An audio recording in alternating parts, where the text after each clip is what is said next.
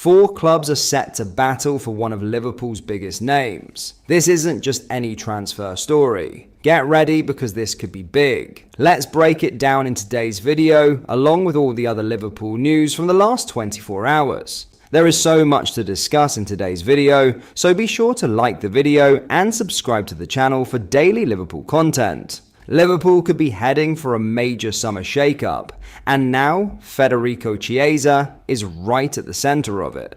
Because according to reports, the Italian winger is expected to leave Anfield at the end of the season, and there are already 4 Serie A clubs lining up to sign him. Now on the surface, you might think 32 appearances this season, that's decent, right? Wrong. When you actually break it down, Chiaza has only played just over 11 hours of football all season. That's not even 8 full matches. For a player of his quality, that is a huge red flag. Under Arne Slot, he's been nothing more than a squad player, and even when he got fully fit, his role didn't change, which tells you everything. And now, Liverpool are ready to cash in. They paid around £10 million to sign him from Juventus, and with 2 years left on his deal, they'll be confident of getting most of that back. But here's where it gets really interesting.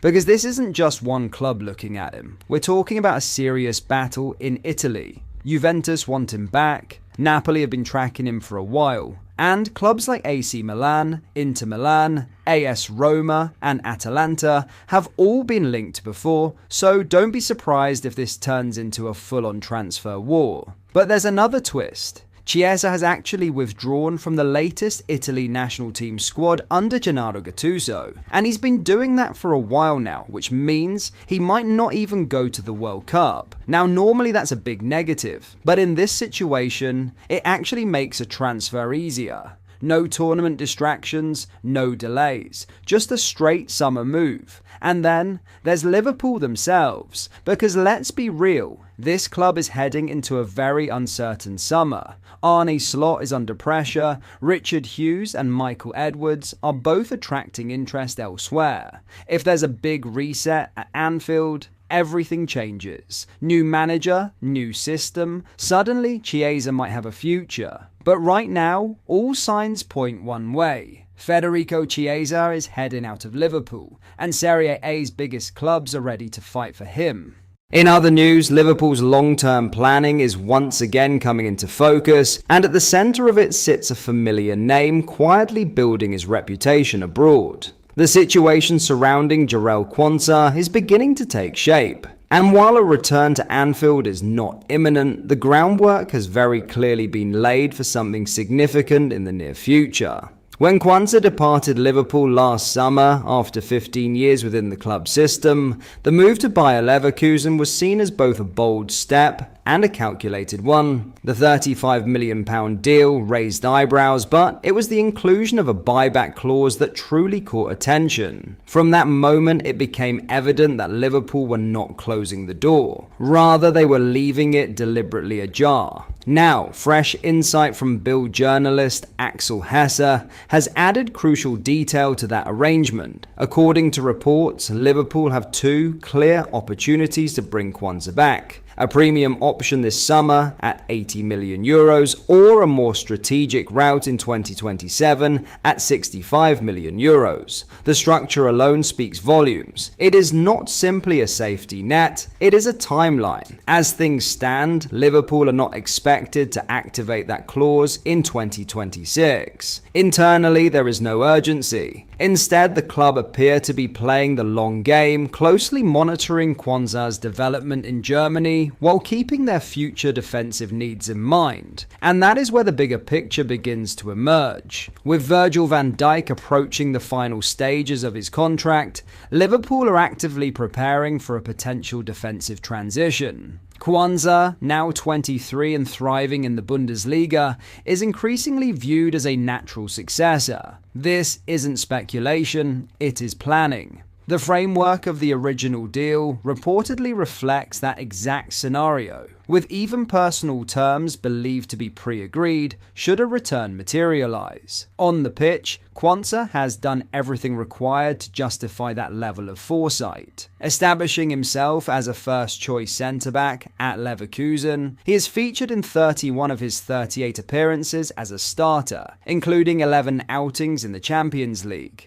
That consistency at both domestic and elite European level signals a player rapidly evolving into a top-tier defender. Financially, the move could prove to be a masterstroke. While a potential £56 million outlay in 2027 would represent a £21 million increase on the original sale fee, the reality is far more nuanced. The initial £35 million received is accounted for as pure profit across a 5-year cycle, significantly boosting Liverpool's position under profit and sustainability rules. In simple terms, bringing Kanza back would not just strengthen the squad, it would also align with the club's financial model. There is also the added benefit of homegrown starters, an increasingly valuable asset in squad construction. Reintroducing a player developed within the club's own academy helps balance registration requirements while maintaining quality, a rare combination in the modern market. Importantly, this is not an isolated strategy. Liverpool have adopted a similar approach elsewhere, inserting buyback clauses into deals involving emerging talents. Ben Doak and Harvey Elliott were both part of this model following their respective moves to Bournemouth and Aston Villa.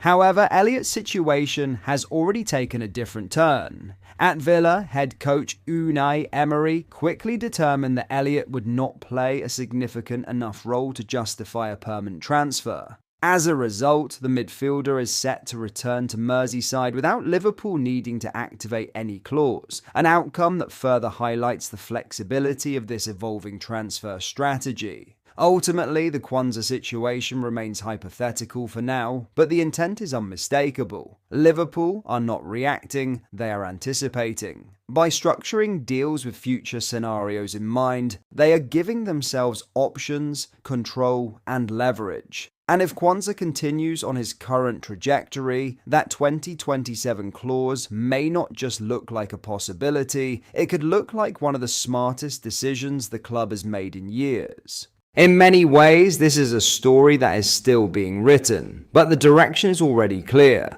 Liverpool have positioned themselves perfectly, retaining influence over a player they know inside out while allowing him the space to grow into the role they may one day need him to fill. For Jurgen Kanza, the task is simple. Continue developing, continue proving his value at the highest level, and make that future decision an obvious one. For Liverpool, it's about timing, waiting for the right moment when both sporting need and financial logic align. Should Virgil van Dijk move on, the groundwork has already been laid for his seamless transition. And if that scenario unfolds, Liverpool won't be scrambling in the market. They'll be executing a plan years in the making. This isn't just smart recruitment, it's long-term vision in action. But that is all for today's video. Thank you for watching, I hope you enjoyed. If you did, please drop a like on the video and subscribe to the channel for daily Liverpool content. We post all the latest Liverpool news every day, so join our fast-growing community so you never miss out. Thank you. I'll see you in the next video.